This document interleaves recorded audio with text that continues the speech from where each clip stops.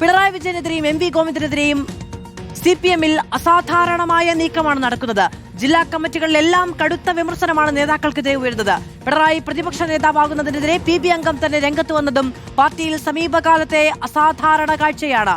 PR Sunil വിശകലനങ്ങളുമായി നമ്മളോടൊപ്പം ചേരുകയാണ്. PR Sunil, പാർട്ടിയിൽ എന്താണ് നടക്കുന്നത് എന്നത് സംബന്ധിച്ച നേതൃത്വം ഒരുപക്ഷെ കടുത്ത ആശങ്കയിൽ കൂടിയായിരിക്കും. ഇതുവരെ ഇല്ലാത്ത തരത്തിൽ അടിത്തട്ടിൽ നിന്ന് ഏറ്റവും സാധാരണക്കാരായ പാർട്ടി പ്രതിനിധികളിൽ നിന്നടക്കം വിമർശനമുണ്ടാവുകയാണ്.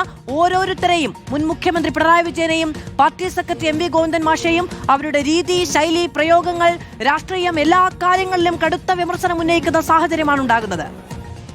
മധു, തീർച്ചയായും അവഗണിക്കാൻ കഴിയാത്ത തരത്തിലുള്ള വലിയ വിമർശനമാണ് പാർട്ടിയിൽ ഉയരുന്നത്. പാർട്ടിയിൽ വലിയ തുറന്ന് പറച്ചിൽ നടക്കുകയാണ്. നേതൃത്വത്തിനെതിരെ ശക്തമായ ആക്ഷേപം ഉന്നയിക്കുകയാണ്.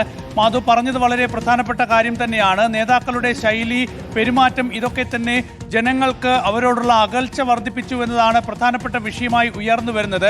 പ്രതിപക്ഷ നേതാവ് സ്ഥാനത്തേക്ക് പിണറായി വിജയനെ തീരുമാനിച്ചതടക്കം ഒരു ധാർഷ്ട്യമായിട്ടാണ് പാർട്ടിയിലെ പല നേതാക്കളും പല അണികളും പാർട്ടി പ്രവർത്തകരുമൊക്കെ തന്നെ വിലയിരുത്തുന്നത്. ഇക്കാര്യത്തിലൊക്കെ തന്നെ ഒരു പുനർവിചിന്തനം വേണം എന്ന് പാർട്ടിയിൽ വലിയ ആവശ്യം ഉയരുമ്പോൾ തീർച്ചയായും വലിയ സമ്മർദ്ദമാണ് CPIM നേരിടുന്നത്, സംസ്ഥാന നേതൃത്വം നേരിടുന്നത്.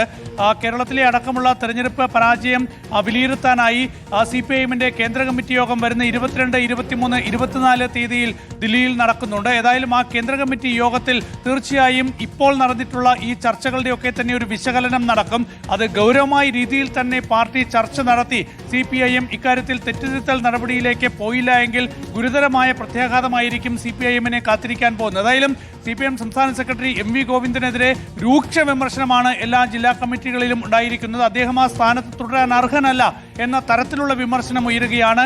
മാത്രമല്ല, പിണറായി വിജയനെ പ്രതിപക്ഷ നേതാവായി തീരുമാനിച്ചത് പോളിറ്റ് ബ്യൂറോയുടെ പൊതുധാരണയ്ക്ക് വിരുദ്ധമായ തീരുമാനമാണ് എന്ന തരത്തിലുള്ള വിമർശനവും വരികയാണ്. അതുകൊണ്ട് തന്നെ അസാധാരണമായ രീതിയിൽ മാധു തുടക്കത്തിൽ ചൂണ്ടിക്കാണിച്ചതുപോലെ തന്നെ ഒരുപക്ഷെ ചരിത്രത്തിൽ ഇതാദ്യമായിട്ടാണ് CPM ഒരു തെരഞ്ഞെടുപ്പിൽ പരാജയപ്പെടുമ്പോൾ അതിന്റെ നേതൃത്വം മാറണം, നേതൃത്വത്തിനെതിരെ ഈ രീതിയിലുള്ള പ്രതിഷേധങ്ങൾ, വിമർശനങ്ങൾ പാർട്ടിക്കുള്ളിൽ ശക്തമാകുന്നത്.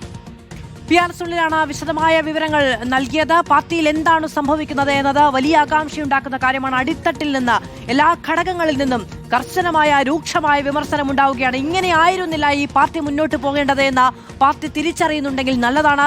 തിരുത്തിലൂടെ മാത്രമേ, ഇന്നലെ മുൻ മുഖ്യമന്ത്രി പറഞ്ഞത് ഈ പാർട്ടി തിരിച്ചു വരും എന്നാണ്. പക്ഷേ അതിനൊരു കാര്യം കൂടി കൂട്ടിച്ചേർക്കേണ്ടതുണ്ട്, തിരുത്തിലൂടെ മാത്രം തിരിച്ചുവരവ് സാധ്യമാകും എന്നത്.